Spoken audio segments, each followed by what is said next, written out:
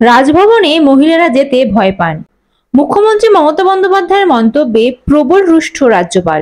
বৃহস্পতিবার নবান্ন সভাঘরে সরকারি বৈঠক থেকে রাজভবন নিয়ে কিছু মন্তব্য করেছিলেন মমতা বন্দ্যোপাধ্যায়।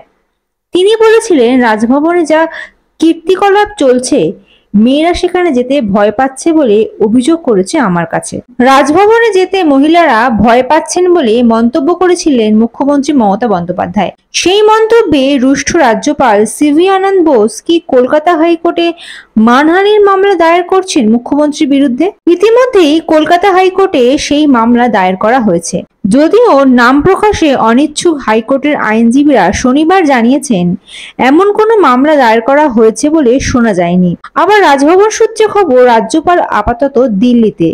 তিনি কলকাতায় ফেরার পরে ওই মামলা দায়ের করা হতে পারে। দিল্লিতে ওই বিষয়ে আইনি পরামর্শ নিয়ে থাকতে পারেন রাজ্যপাল। বৃহস্পতিবার নবান্ন সভাঘরে সরকারি বৈঠক থেকে রাজভবন নিয়ে কিছু মন্তব্য করেছিলেন মুখ্যমন্ত্রী। তিনি বলেছিলেন, রাজভবনে যা কীর্তিকলাপ চলছে, মেয়েরা সেখানে যেতে ভয় পাচ্ছে বলে অভিযোগ করেছে আমার কাছে। মমতা বন্দ্যোপাধ্যায় যখন ওই মন্তব্য করেন, তখন রাজ্যপাল ছিলেন দিল্লিতে।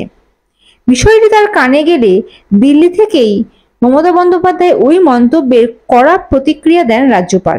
এও বলেন যে, একজন প্রশাসনিক প্রধানের কাছে তিনি কোনো বিষয় এমন বিভ্রান্তিকর এবং অবমাননাকর মন্তব্য আশা করেননি। ঘটনাচক্রে তারপর শুক্রবার দিল্লিতে বাংলা রাজ্যপালের সঙ্গে দেখা করে আসেন কেন্দ্রীয় আইনমন্ত্রী অর্জুন রাম মেঘওয়াল। তার আগে কেন্দ্রীয় স্বরাষ্ট্রমন্ত্রী অমিত শাহ এবং উপরাষ্ট্রপতি তথা বাংলার প্রাক্তন রাজ্যপাল জগদীপ ধনখড়ের সঙ্গেও বৈঠক হয় বোসের। সূত্রের খবর, তারপরেই মমতা বন্দ্যোপাধ্যায়ের বিরুদ্ধে মানহানি মামলা করার সিদ্ধান্ত নেওয়ার পথে হাঁটছেন রাজ্যপাল বোস। তৃণমূলের রাজ্যসভা সাংসদ দোলা সেন বলেন, এ বিষয়ে কিছু জানি না। আমাকে দলের শীর্ষ নেতৃত্বের কাছ থেকে বিষয়টি জানতে হবে। এমন স্পর্শকাতর বিষয় না জেনে মন্তব্য করা ঠিক নয়। অন্যদিকে প্রত্যাশিতভাবেই রাজ্যপালের এই পদক্ষেপের প্রশংসা করেছে বিজেপি। সিপিএম অবশ্য রাজ্যপাল এবং রাজ্য সরকার দুপক্ষেরই নিন্দা করেছে। Bureau report, ND Bangla news. সবার আগে সব খবর, সঠিক খবর পেতে ফেসবুক পেজটি ফলো করে এবং ইউটিউব চ্যানেলটি সাবস্ক্রাইব করে রাখুন আর শেয়ার করতে ভুলবেন না।